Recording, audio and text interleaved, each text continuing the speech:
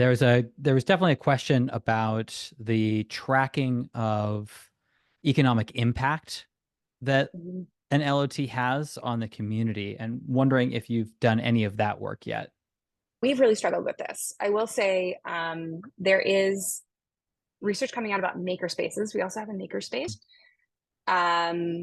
about the economic impact of maker spaces. What we do is we occasionally will look at our really high value items like our floor finishing equipment and compare the price to rental or purchase.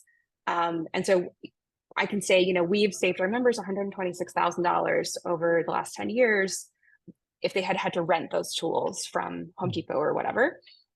But I'm really curious if other libraries of things have done that. I know there are university partnerships that can be really good for that. So Buffalo, maybe we could ask them since they partner with the university.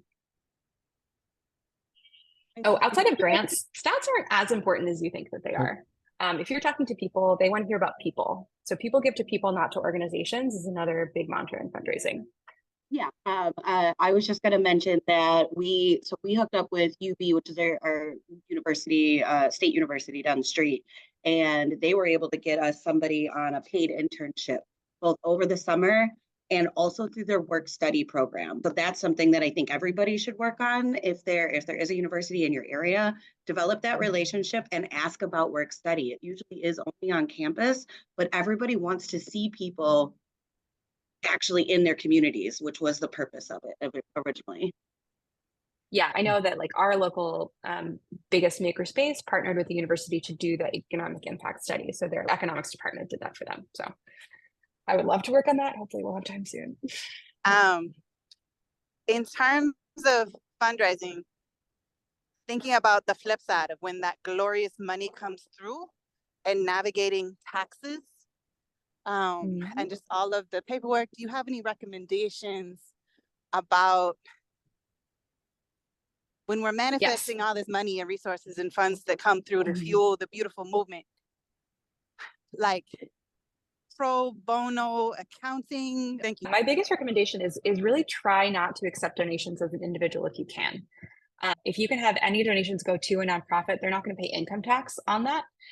So while nonprofits do have to file taxes, they don't have to pay taxes. That's an oversimplification, but it's not like the more money you raise, the more tax you have to pay like you do with income. So definitely set up that crowdfunding with not your own social security number, but the EIN of a nonprofit. You can find a fiscal sponsor. We talked about that a little bit in our operations presentation. And then basic accounting is actually relatively simple. So the IRS makes it very easy to file a 990 EZ if you don't have a ton of income.